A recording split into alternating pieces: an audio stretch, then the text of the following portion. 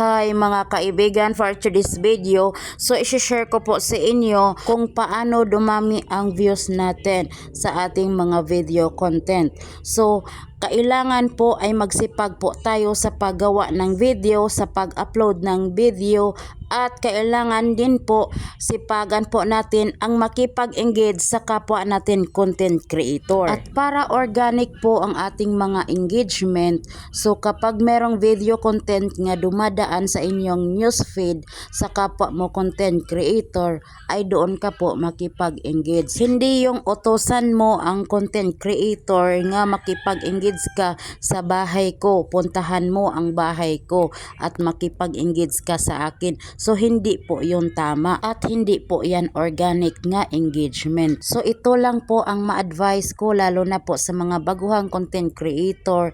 So ang tama pong pakipag-engage sa kapwa mo content creator at organic po nga engagement ay yung mga video nga dumadaan sa newsfeed ko.